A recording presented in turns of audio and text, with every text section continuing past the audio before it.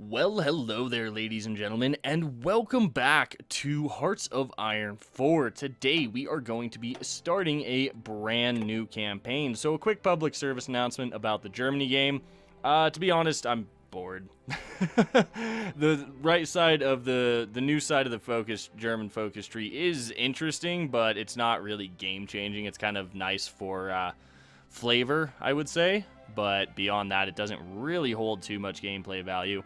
So we're going to be playing as Nationalist China today. I've been wanting to play as Nationalist China for a while now. I did play as them some right when Waking the Tiger came out, trying to come up with a decent strategy, and I think I have one. I think we will be able to actually beat the Japanese eventually. It really depends. We will have to find out. So first thing we're going to do is go ahead and assign all of our divisions to one army, and then we're going to select half and assign them to another army. We're also going to go ahead and disband all of the cavalry that we currently have just to get their equipment back in circulation. It's not like we really care about manpower right now. We just need that equipment back in circulation. There we go. All 3 units of cav deleted.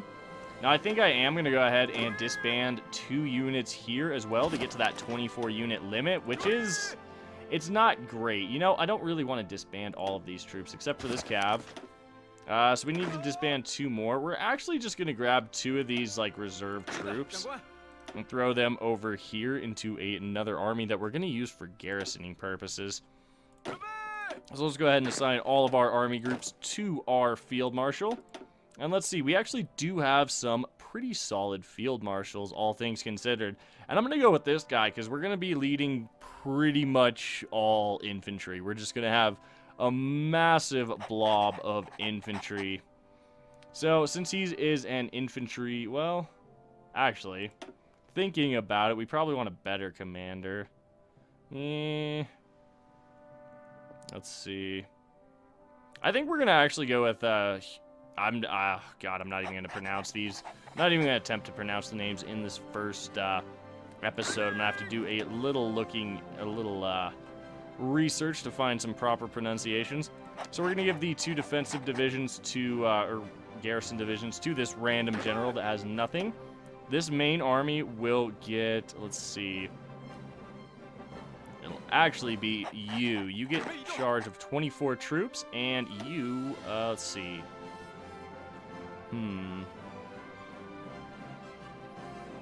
Interesting. We'll go with Sun Li Zhen. That is one of the few names that actually looked pronounceable there. So that's, yeah. So first of all, we're going to set up our army right here. We're going to set up a fallback line just behind the Yellow River for the time being. And then with our other army group, we're going to set them up...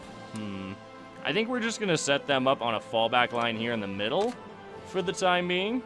And then with this group, we'll go ahead and set garrison points all the way along here, the coast. Okay, for now, we'll go like that, and you don't have to do unrest or the air base. Well, you do need to guard the air bases. There we go. For now, that'll take 11 divisions. Let's see, so we need some research. We only have 2 research slots, sadly. So we're going to pick up... No, we're not going to pick up support weapons. We're going to pick up better rifles immediately. And then we're going to get electronic mechanical engineering right off the bat for some extra research. Let's see, what are we going to do with our construction is the question. Well, I know exactly what we're going to do with our construction. We are going to begin construction of the absolute defense line. No, I don't want level 10 forts, rip. So we're going to be building level 1 forts all the way along this side of the Yellow River. Like I said, this is our ultimate defense line against the Japanese. And we'll also be upgrading the forts, the land and naval forts on these 2 naval bases, as they are critical to us actually being able to win. Being said, it would be nice to upgrade some of these as well, but I think we'll have to focus on the north for now and get all of these to at least level 3. So let's go ahead and add some coastal forts here and here. I do want to add some coastal forts along here right now, but we really need to get the absolute defense line built. So we're going to put all of our factories into rifle production because, my God, we need a lot of rifles right now. As far as trade goes, we're going to trade away... Do we want to trade away factories that we're going to be using for construction? We're only using 7 right now. I don't know if I really want to trade them away. But at the same time, you know, so we're going to be picking invite foreign investors first for 2 off-map civilian factories. So I don't feel too bad about trading away 2 factories to get our hands on enough steel for production of rifles. So I think that's the last thing we have to do. We're not training anyone right now because we don't have the production.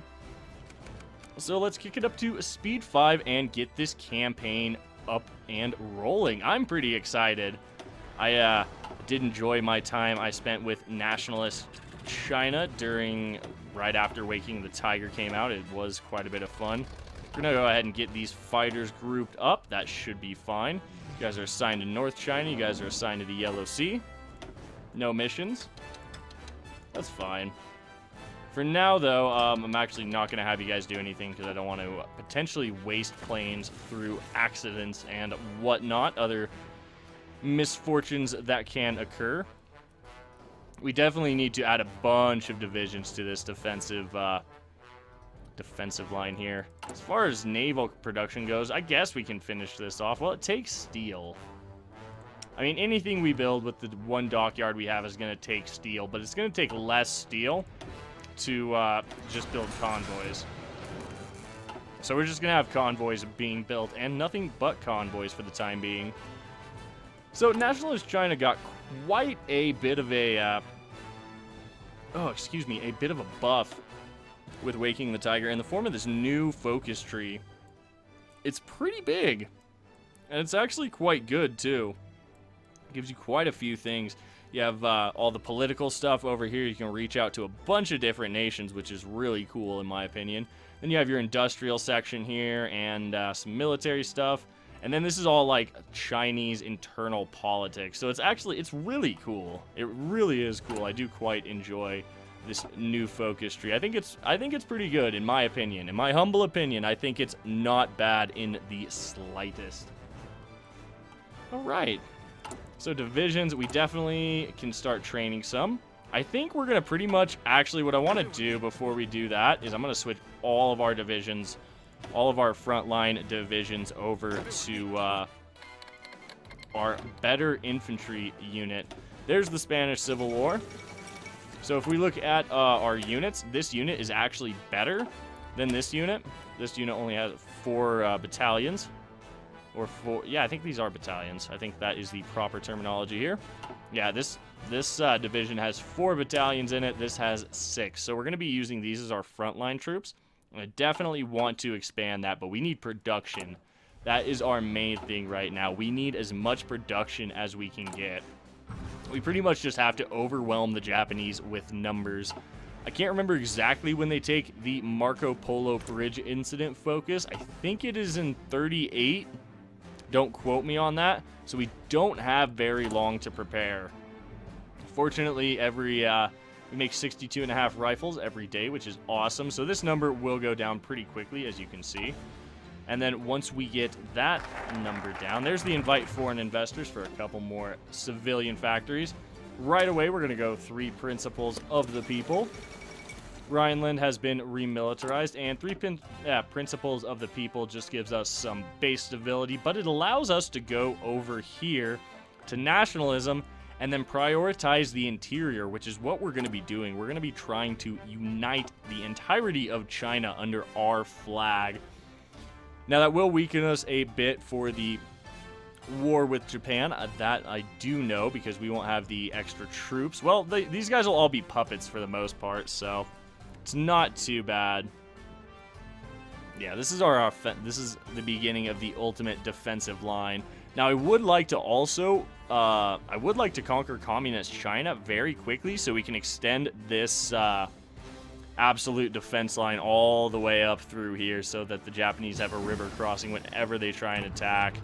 we can get the absolute defensive line somewhere along here, just have it trace the Yellow River, we should be fine for the most part and just bleed Japan dry.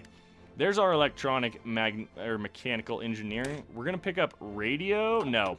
We're going to pick up basic machine tools next. We only have 2 research slots, so it's kind of important what you do prioritize, and we need that production efficiency desperately right now.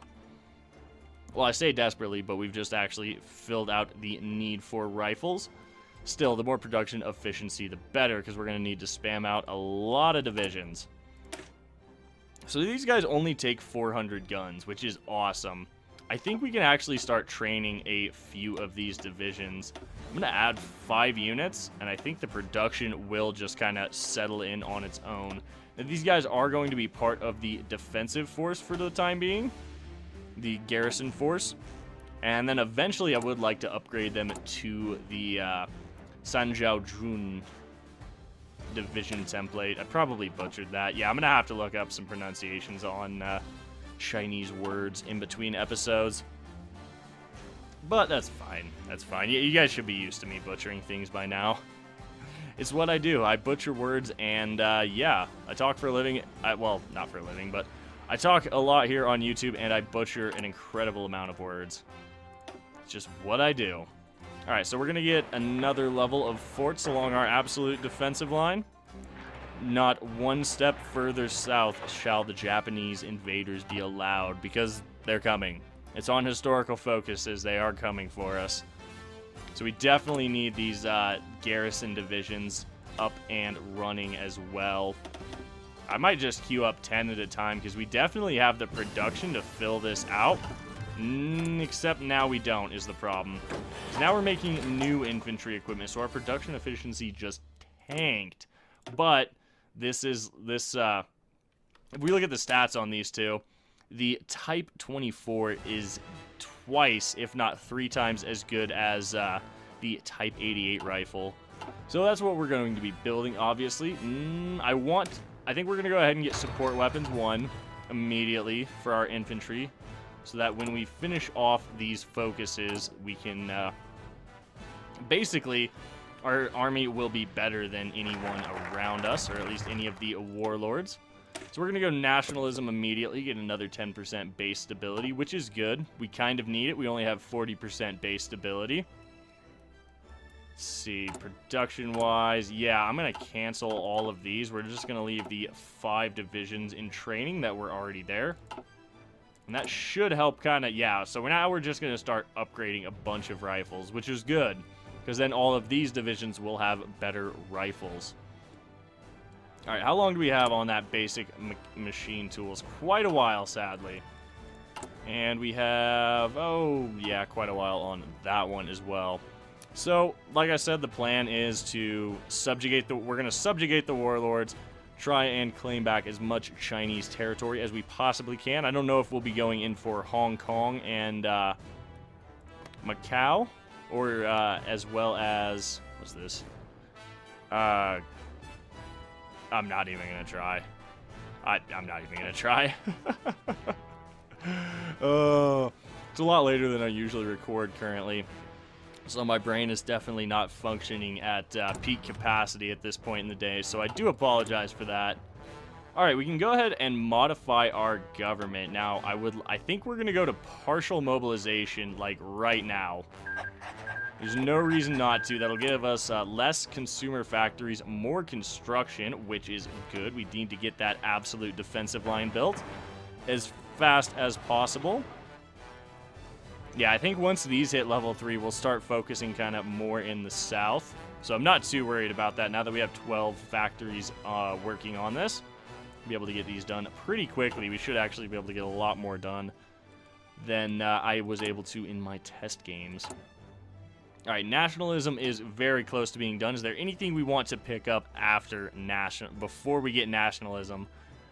I don't think so. I think we're going to pick up nationalism, prioritize the interior, anti-communism, and then subjugate the warlords. I think we'll get anti-communism first, because, like I said, I do want to turn the southern edge of the Yellow River into the absolute defensive line. Usually, the Zaibe Sanma like accepts the demand that they become our subject.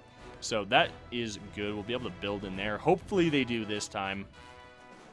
We shall have to see. It all remains to be seen. It all remains to be seen. Nationalism almost done. Wait for it. There we go. Nationalism is now finished, which is awesome. So we're going to go ahead and prioritize the interior for another 5 stability. We need to get this done as quickly as possible. So the Chinese have, the Communist Chinese have dug in. They have 8 to 9 divisions. Yeah, I think we need to get Communist China out of the picture as quickly as possible with just overwhelming force. That's not something I tried during my test games. Yeah, okay. So we're just waiting on that. We have some production going. We're upgrading a massive amount of rifles. There's basic machine tools, which is spectacular. I think we're going to go ahead and get concentrated industry as China because we don't really have that diversified of an industry, and we just need as much output as possible right now. We're almost back up to 30 rifles a day, which is pretty good. Pretty good indeed. I think we'll be able to just dedicate like this army group up to here. I would like to do some training. You know, so we will exercise these guys until at least all of these recruits are done. So it may take a little bit, and they're going to need some rifles afterwards, but I think it's fine. Oh, excuse me. I think it is absolutely fine. Yeah, we'll let these guys exercise for a while. Let's go ahead and make our divisions look cool again. Or, hold on. Yes, let's go ahead and edit the division symbols so at least we know what they are a little better. Okay, let's see. Yes, Sunflower Defense Corps, orange is perfect for you. You guys are definitely the Defense Corps right now.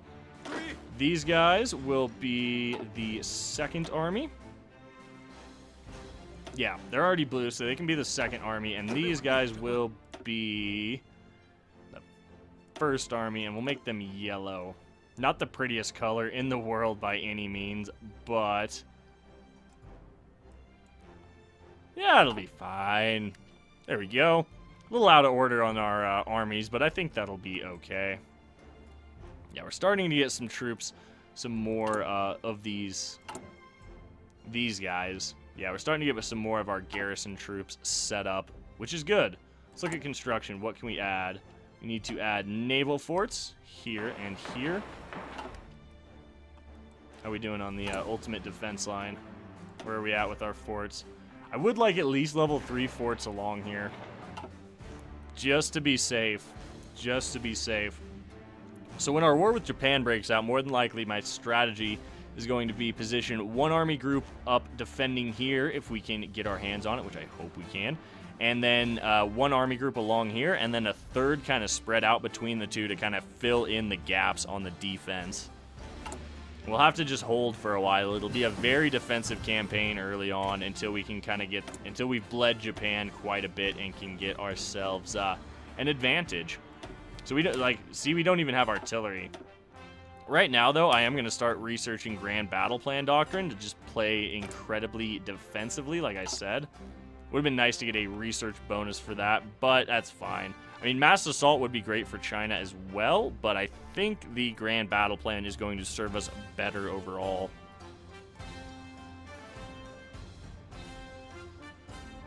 Okay.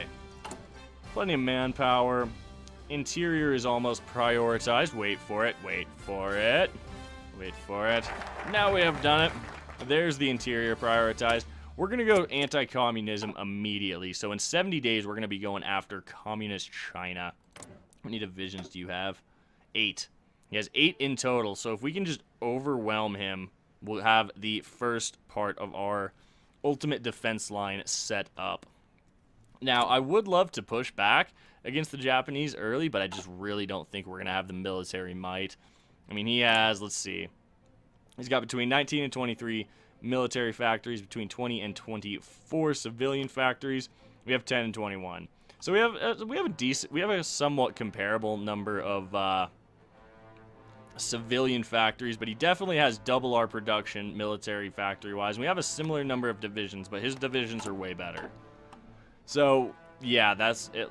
Really our only chance of pushing the Japanese out of China, I would say, is just overwhelming numbers. Absolutely overwhelming numbers. That is going to be our best bet.